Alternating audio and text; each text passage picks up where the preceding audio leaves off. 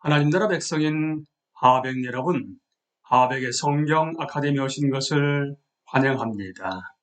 이 시간은 신약을 읽다 47강 시간입니다. 함께 나눌 주제는 가르침 시대의 제1부입니다. 우리는 신약에 해당하는 단어, 그러니까 구약의 캐스켓, 신약의 MT의 빈 무덤의 빈에 대해서 대망시대, 메시아 시대, 오순절 시대에 이어서 이 시간에는 가르침 시대에 대해서 함께 나누겠습니다. 지도에서 각 편지의 위치를 확인하시면서 초기 기독교 선교의 광범위한 움직임을 시각적으로 파악하시게 되면 도움이 되실 것입니다. 이 지도를 보고 마음이 동하여 오늘날 세계에서 벌어지는 하나님의 사명에 참여하도록 하십시오. 이 가르침 시대는 세 부분으로 구분되며 신약에 나오는 21편의 편지를 모두 우리는 다룰 것입니다. 1부에서는 사도행전에서 다룬 시대에 기록된 편지를 연구할 것입니다.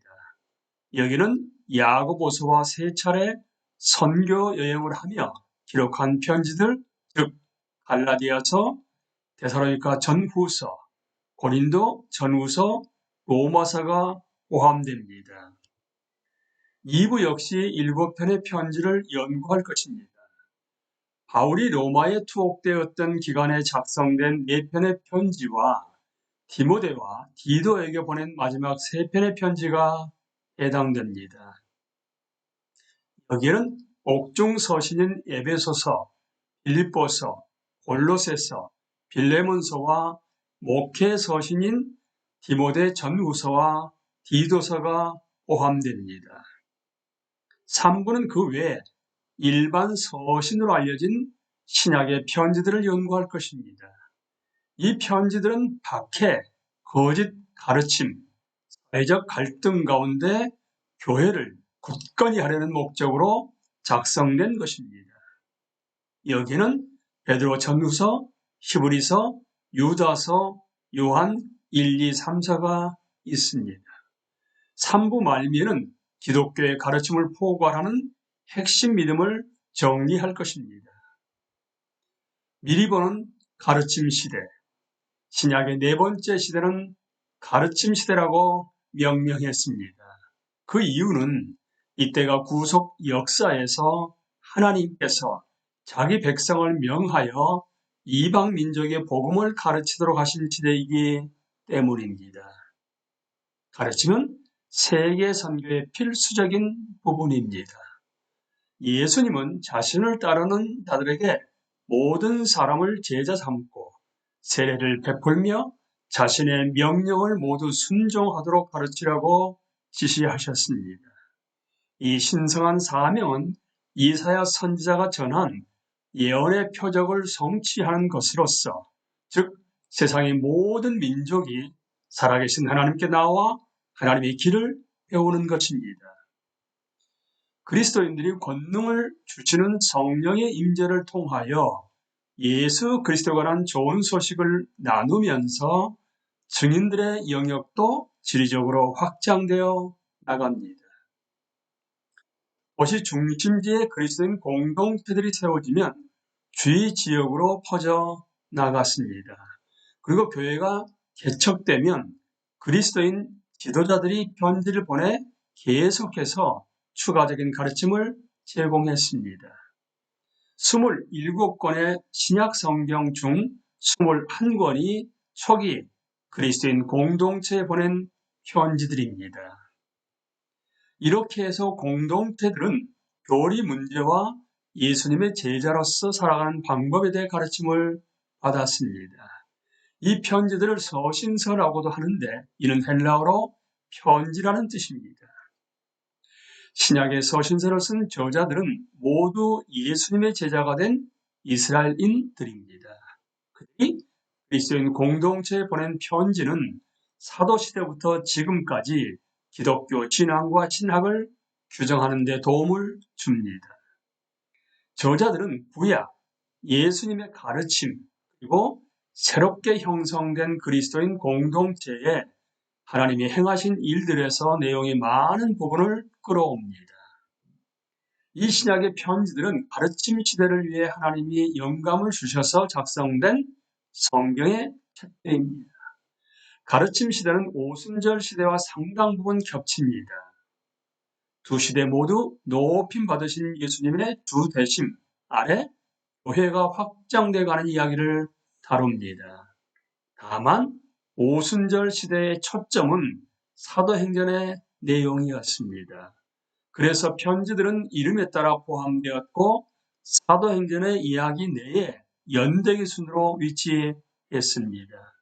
그렇지만 가르침 시대의 초점은 편지의 내용들입니다. 각 편지는 편지의 원래 수신자들의 위치에 따라 연대표의 지도에 위치하고 있습니다. 예를 들어 바울은 고린도에 머무는 동안 로마서를 썼습니다. 하지만 그 편지는 연대표상의 고린도가 아닌 로마에 위치하고 있습니다. 그 이유는 그 편지의 원래 수신자들이 로마에 거주했기 때문입니다. 지도상에 있는 편지는 그리스도가 우리의 죄악을 위해 피를 흘려 주셨음을 일깨워 줍니다. 각 편지마다 편지의 핵심 가르침을 요약한 요약문이 있습니다. 그리스도의 부활은 하나님이 시작하신 새 창조의 시작임을 상기시킵니다. 신약의 편지마다 각기 저자, 환경, 청종은 다르지만 초기 기독교가 메시아의 죽음과 부활을 성경 이야기의 핵심에 두고 통일성 있게 가르쳤음을 강조합니다. 인쇄된 성경 판본에서는 신약의 편지들이 저자 및 분량에 따라 내림차순으로 정리되어 있다는 사실을 기억하십시오. 정경의 순서에 따르면 바울이 쓴 13편의 편지는 목록에서 가장 처음에 나오며 그 시작은 로마서입니다. 왜냐하면 로마서가 가장 길기 때문입니다. 그리고 빌레몬서가 가장 짧기 때문에 마지막에 있습니다. 히브리서는 바로 뒤에 있는데 그 이유는 초기에 히브리서가 바울 또는 그의 제자 중 한 사람과 연관되어 있다고 생각했기 때문입니다. 야고보, 베드로, 요한, 유다의 편지 역시 마찬가지로 의롭다함을 받으며 함께 그의 길을 걷는 법을 배웁니다. 교회는 죄악되고 망가지고 폭력을 행하는 이 세상에 대항하여 하나님이 새롭게 하신 인류를 담대하게 반영합니다. 박해는 인내를 낳습니다. 거짓 가르침은 신실한 가르침을 이야기합니다. 사회적 갈등은 평화의 복음을 드러낼 것입니다. 가르침 시대의 핵심 연도는 주후 33년과 주후 95년입니다. 주후 33년은 예수님께서 부활하신 후에 제자들을 명하여 이방 민족들을 가르치라고 하신 때입니다. 이 말씀처럼 이 장의 소리는 사도행전의 줄거리를 다시 추적하지만 편지의 내용에 중점을 둘 것입니다. 이 장 내내 개별 편지에 대해 추가로 연도를 제시할 것입니다. 주후 95년은 대략적으로 신약의 마지막 편지에 해당하는 때입니다. 이 시기의 핵심 인물은 신약의 편지들을 쓴 저자들로서 야고보, 바울, 베드로, 요한, 유다입니다. 이 시대에 통치했던 로마 황제는 글라우디오, 네로, 베스파시아누스 및 그의 아들 티투스입니다. 예수님은 제자들에게 모든 민족의 교사가 되라고 명령하셨습니다. 신약의 편지들은 예수 안에 있는 진리를 증언하는 자들이 점차 증가하는 상황에서 그리스도인 공동체에 보내진 것들입니다. 이 편지들은 세상에서 하나님의 백성으로 살아가도록 하나님이 영감으로 주신 지침들입니다. 토라라는 단어는 하나님이 구약에서 자기 백성에게 주신 또는 가르침을 의미합니다. 교회의 가르치는 사명에는 신약도 포함합니다. 기독교 신학의 구조는 그리스도 안에서 시작한 이스라엘의 소망을 성취하는 것입니다. 신약의 10구절 중 한 구절은 구약의 인용문이거나 명백히 구약을 암시하는 내용입니다. 이는 우리에게 구약의 성경 이야기에서 얼마나 중요한지를 일깨워 줍니다. 모든 사람을 그리스도 안에서 완전한 자로 세우기 위해서는 반드시 구약과 신약 모두를 포괄하여 역사를 통한 하나님의 구속 계획을 전해야 합니다. 우리는 이 시간에 신약의 미리 보는 가르침 시대에 대해서 함께 나누었습니다. 강의를 마치겠습니다.